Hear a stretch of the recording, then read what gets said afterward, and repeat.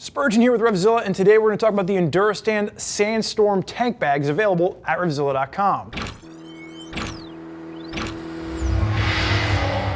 So what you're going to see in front of me right now is going to be the entire family of Sandstorm tank bags. You've got the 3S, the 3E, and the 4A. So I am a tank bag guy. So when I get new tank bags to play around with, I get very excited, especially when I see new innovative ways of tackling old problems that no one has thought of to date. So what we're going to do in this video is we're going to break down the entire Sandstorm line. You've got the 3S, which is your smaller enduro bag for you hardcore off-road riders. And then you've got some different touring options with the 3E and the 4A. And we're going to talk about how the 4A is a little bit more geared for you ADV riders with a larger hump to your tank. The 3E is going to give you the same size but has a flatter base to it. We're really going to get into the nitty-gritty of what you can expect from each of these bags so you can figure out which bag is going to be right for your bike and your style of riding. So all of these bags are going to have the same install. So this is going to be a 1 out of 3 on our BSD, our beard scale difficulty for installation. I was able to install the bag that you see behind me on our BMW in roughly about 5 minutes. So install is going to be extremely simple, and we'll break this down for you towards the end of the video. So right now, let's jump into what you can expect from each of these bags, as well as Enduristan as a brand. So if you haven't heard of Enduristan before, that's probably because they are a new brand to us here at RevZilla. This is going to be for you folks out there that are looking for dry luggage for both enduro, ADV, and touring setups. And really what we've seen is they've just changed the way things are done in a variety of different ways, especially when it comes to their tank bags. So Enduristan is the brainchild of two individuals. You have David Jenny and you have Christoph Van Au. These are two hardcore ADV off-road enduro riders that basically looked at the luggage that was available for their bike and they said, I don't like this, I want something better. And that's what they set out to create with Enduristan. So the bags you see in front of me are going to range from $180 for the smallest one up to a $260 price point for the 4A. And there's a wide variety of different feature sets with each of these bags. So let's break this down with the one thing that carries through with all of them, and that's going to be the construction. So what we're going to see with these bags is a 3-layer construction. The outside is going to be a rubberized polymer. Now what's really unique about this is that it's going to be waterproof, but it's going to also act as a grippy kind of a function to this. You'll see it's going to have a different pad on the bottom, so you're not going to worry about scratching your tank, but the rubberized polymer is going to be your outer layer. Now on the inside, the mid layer, sandwiched between the two layers, you're going to have 1000D nylon mesh webbing. This is your abrasion resistance. This is what's going to give you the durability that you're looking for when you're out abusing the hell out of this stuff off-road. Whether you're pulling it off and throwing it around to the campsite, or if you crash and you actually have an impact taken to the bag, this is going to be beefy. This is going to be a beefy setup with that 1000D. Think of it the same way you have those big beefy textiles you wear to protect you in the event of a crash. Now the inside is going to be a red vinyl. So you have the contrast of the red, which helps you see all the little items you might have floating around in the bottom of your bag, but that red vinyl is also going to act as a secondary waterproof layer. So you've got the outside with the rubberized polymer, you've got the inside with the vinyl, and you're also going to have all the different seams heat welded to make sure there's no water pushing through. The other benefit for that vinyl on the inside is when it comes time to clean your tank bag. You can simply hose it off and let it air dry. You don't even have to remove it from the bike if you don't want to. Hose it down when you're hosing off your dirty bike, let it air dry, and you'll be set to go for the next time you want to go out riding. So the construction is a key point in the quality of what you're seeing with the Enduristan bag.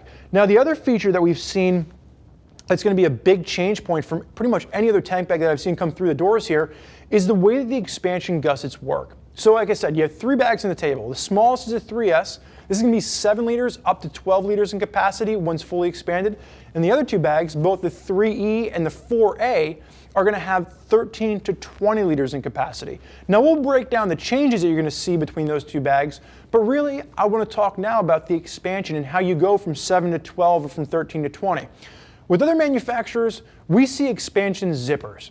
And these have been a gripe for me for a long time. Like I said, I'm a tank bag guy. From the first time I bought a motorcycle around like 11 years ago, I've been using tank bags. And the expansion gusset is a weak point in the way that I see most tank bags, because as soon as you use that zipper to expand, you no longer have the rigidity of the tank bag. So what Enduristan has done with their Sandstorm bags is there's going to be rigid panels in the walls of all of these bags, which really help to hold their shape. There's a nice rigid statute to these bags where if you want to have a camera or something in there, you're not going to have to worry about it getting beat up when you're rolling down the road. But what happens when you expand it? With normal zippers, you feel like it's just going to be kind of moving back and forth. And if you ever used an expandable tank bag, you know what I'm talking about. So what Enduristan has done is you have these Velcro swaths on each side. You undo those. Once you have your bag completely anchored to the bike, all you have to do is grab the body of the bag itself and just work it up. And what you're going to see is that there's a secondary rigid panel on the inside. So it just works as a slide, and you now pack your bag up, you use the Velcro, you pull it down as tight as it'll go to make sure that you're not wasting any space, and you now have a bag that maintains the rigid shape, but you have the extra capacity. So it's just a really thought out, ingenious design that we haven't seen from anyone else. And I think Enduristan deserves a big thumbs up for that. So that's the secondary thing. So we have the construction of the bag, and then we've got the expansion. And those are the two real key points where I see Enduristan kind of stepping apart from a lot of the other players in this field. So let's break down what you're going to see from the inside of the bag, and we're going to break down the 3S and then the 4A, because the 3E and the 4A are going to be very similar. So let's start with the smallest bag. This is the 3S, and this is really going to be for you enduro riders out there. Whether you're riding enduro bikes or you're riding larger ADV bikes that you are taking off-road the majority of the time, you want as minimal of an invasion when you're riding in that attack position, when you're over top of your tank.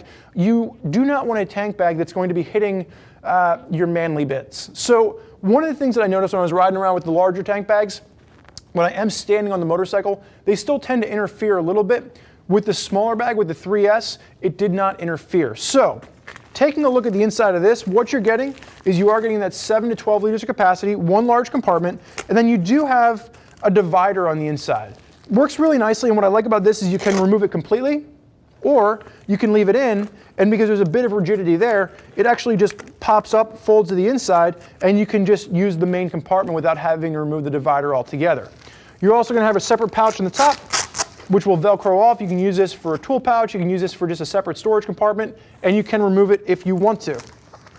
Now as we close this up, there is going to be a waterproof Ykk Zip, and the one thing you'll note is that there's a little lip that actually runs behind the zipper, so even when you zip this up, it's just an extra point where you don't have to worry about water pushing through. So you have that waterproof zipper, and then there's that fail-safe of that extra little pop of rigidity that runs behind the zipper to make sure water is not pushing through. Now on the top of this, you are going to have a removable map pouch. Now the map pouch on the smaller 3S is about half the size of what you're seeing on the larger bag. It is completely removable, and it is going to be name brand Velcro. And then to enter the pouch, there's simply a Velcro swath on the top as well to allow you to put items inside and outside. Now I like to ride with actual hard maps, but you'd also be able to fit a small tablet or a smartphone in this and use that as your GPS as well. On the larger bags, if we move over to the 4A, this is going to be the one that comes in at the $260 price point. This is the premium. Now the storage on the 3A and the 4A are going to be the same. So if you're looking at both of these bags, you're looking at 13 to 20 liters of capacity. The biggest difference is the base on this bag. So if you're running a tank, when I installed this in the Scrambler, it's going to have a flatter tank to it. So we went with the 3E, and it matches up perfectly with the contour of the tank. If this were to be more of an aggressive bike, maybe the F800, a Tiger, an Africa Twin, where you have that really aggressive ADV hump, I would have gone with the 4A. And you can see as I point this out in the bottom here, the 4A actually has a giant cutaway to work with the more aggressively humped tanks that you're seeing on the larger adventure bikes. That's the biggest difference that you're going to see between these two bags, and it's really up to you to find the one that's more appropriate for your style of motorcycle and the shape of your tank. When we're taking a look at the inside of this bag, it's going to be the same on both bikes. So you're getting a large, massive storage compartment. You have that red vinyl on the inside. You get the same divider. You've got additional storage with a pocket on the divider itself. And then if I flip this over, you're going to see there is a pocket at the base on this. So you are going to have those additional storage pockets on the inside. And then on the lid, you will have that same removable storage. It's just going to be a larger removable pocket on the 3E as well as the 4A. The other thing you'll notice if you're looking at the exterior of this bag is the external pockets that you're going to see. So when we're taking a look at the 4A is going to give you a pocket on the front. And the pocket on the front is completely removable, so you can pull this off. If you feel like this is inhibiting your riding too much, it's pushing up against you, you can remove that pocket if you want to. And you're going to see that red vinyl has a really nice pull tab, so you just grab that and you pull it right off. If you want it back on, it simply slaps right back on. That is not carried through on the 3E. So with the 3E, the pockets that are on the side of this are going to be sewn on. You cannot remove these. These are going to be that heat weld that we're talking about. They're going to be welded into place. And actually, if I reach around to this one in the back, I'm going to grab my Easy Pass out of that before I forget it. I'm going to set that aside. I'm going on a trip later. I'm going to need that, and I'm not taking that bike. So you will notice a few differences other than just the shape of that tank, but really it's going to be the shape of the tank that you're looking at, and then that removable pocket versus the non-removable pockets that you're seeing on the 3E. Now with the 4A, the last difference that you will notice, both will have the larger removable map pockets. There will be an electronic pass-through in the 4A. There's not going to be the electronics pass-through carried through with the 3E. So it's those subtle differences that you're going to see, but it is going to have that Velcro swath, so you can remove this if you want to. So what we're really seeing with the Sandstorm tank bags is a complete rethinking of how these bags work and how you work with the bag. And that's going to carry through to the installation. So like I mentioned earlier on our BSD, or beard scale difficulty for install, this is going to be a 1 out of 3.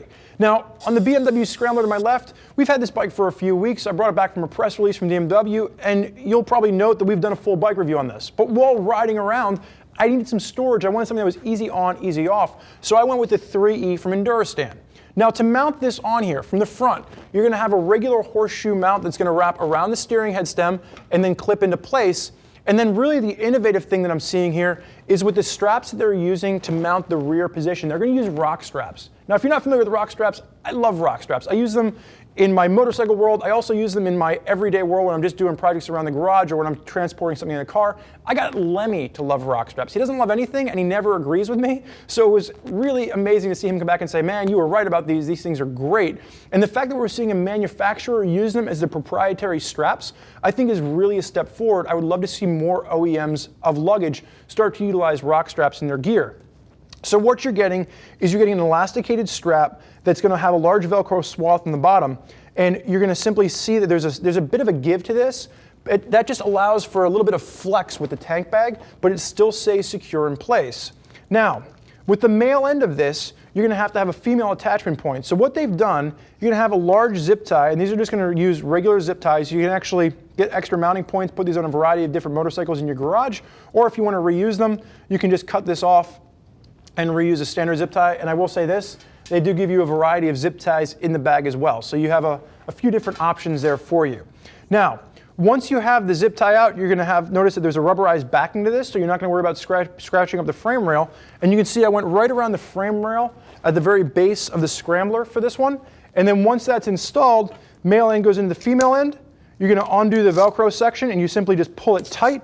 Once you get it nice and snug down, re-Velcro, and you're going to be set to ride. When you're done, you unsnap that. The mounting point stays firmly mounted to the actual bike itself. You can pull the tank bag off and you can walk away with it. There's going to be additional shoulder straps you can purchase, so if you want to put it over a shoulder, you have that available for you as well. So I have been very excited to get to play with this stuff. I think it's very innovative, and I'm extremely excited to see what Enduristan has done with their Sandstorm tank bags. Like I said, I've been using it and I've been enjoying it. There's a lot of other riders out there that have been using it as well.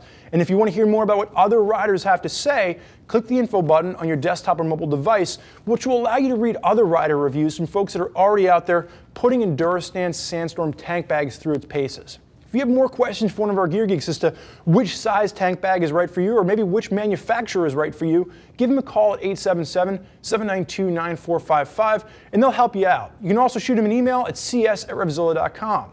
Thank you for joining us for this breakdown of the Enduristan Sandstorm tank bags. I'm Spurge. Enjoy the ride.